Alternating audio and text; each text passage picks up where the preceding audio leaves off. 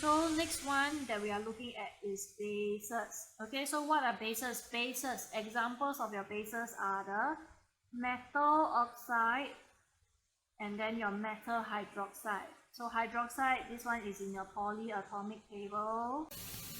Okay, oxides, IDE is just the ion of oxygen. So common bases, okay, all these are all base. The metal hydroxide, metal oxide can be any metal. Okay, so we have base over here. Okay, and then under your base we have what we call a small part, which is what we call the alkali.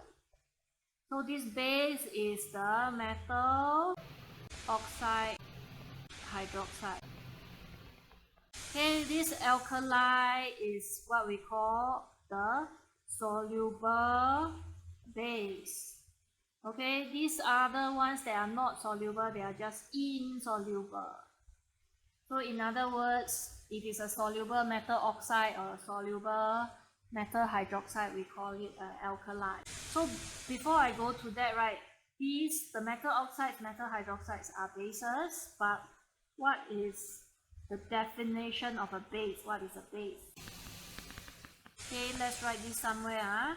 Base is anything that react with acid to give salt and water. Okay, so all your metal oxides and all the metal hydroxides can react with acid to give salt and water. Okay, so just now we were talking about alkali. Alkali are your soluble bases over here. Soluble, they can dissociate in water to give your OH minus. Okay, the alkalis, common alkalis within our syllabus, please know is all your group 1 hydroxide, group 2 calcium and below. So look at your periodic table. Calcium hydroxide is an alkali, strontium hydroxide is an alkali, barium hydroxide is an alkali, sodium hydroxide is an alkali, lithium hydroxide is an alkali, potassium hydroxide is an alkali.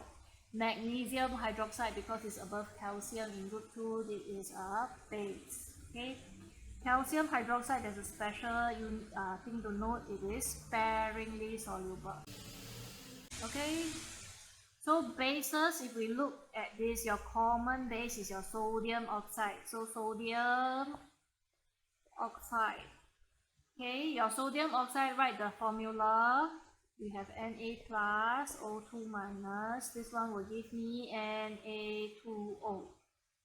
Okay, your Na2O, it is a base, and then if we dissolve it inside water, it will give me, take the metal, replace the H plus in your H2O.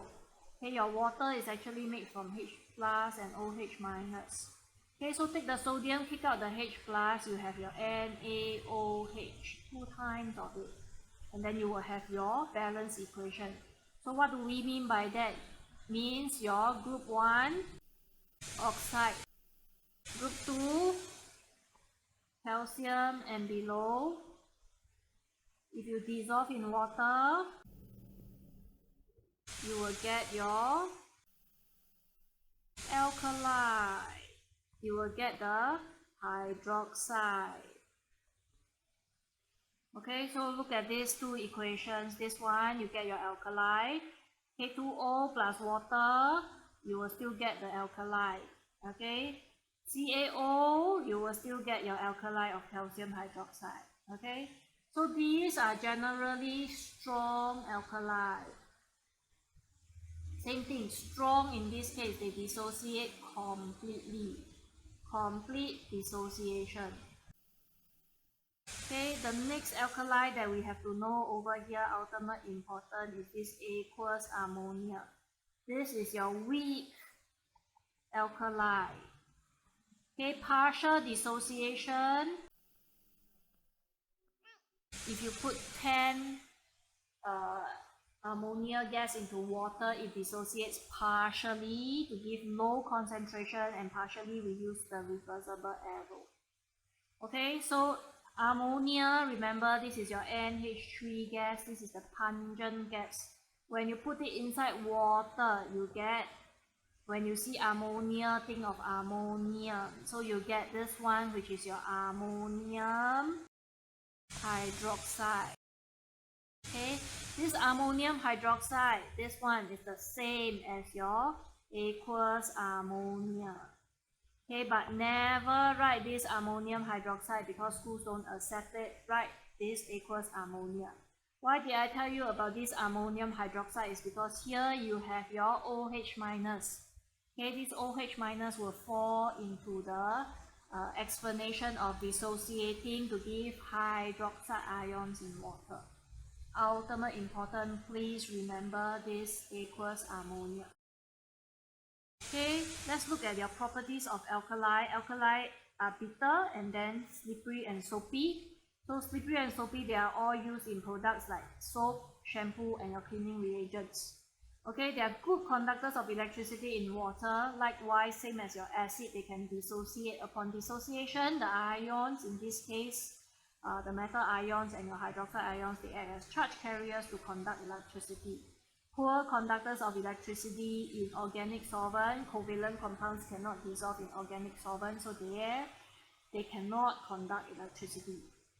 Okay, last pH is greater than 7, and then this one turns your moist. Remember, it has to be wet because dissociating in water, so moist red litmus paper will turn blue.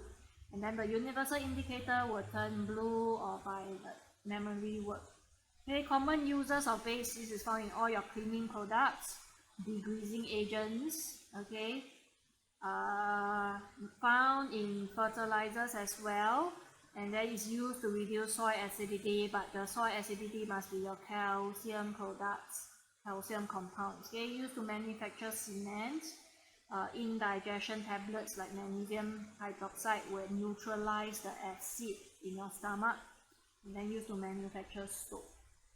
Okay, last but not least, we have the strength of an alkali. So likewise, your strong alkali dissociate completely if you large concentration. Okay, completely full arrow, your group 1 alkalis will dissociate completely. Weak alkali under our syllabus, remember this is your NH3 aqueous ammonia. So NH3 by itself is a gas, you bubble this gas through water, and then you get your, when you see ammonia, think of ammonium. This is ammonium in your polyatomic ions. Okay, it will get ammonium, and then you have your hydroxide over here, and then this one is your alkali definition. Okay, so this is partial dissociation, use the reversible arrow, and then small concentration or low concentration of your hydroxide ions. Okay, that's all for this part. We learned about our acids. We learned about the strong acid. We learned about concentration as well. Then we learn about base, which neutralize acid. Under the base, we know there's the soluble ones. Okay, this is your group 1 hydroxide. So your group 1 hydroxide are the alkalis. Okay, and then we learn about the strength of your alkali and common weak alkali, which is your NH3 aqueous. Okay, we learn about their properties as well. All these properties are all physical properties. Okay, so the next part we will be learning about pH scale and indicators. So look for it at the next lesson.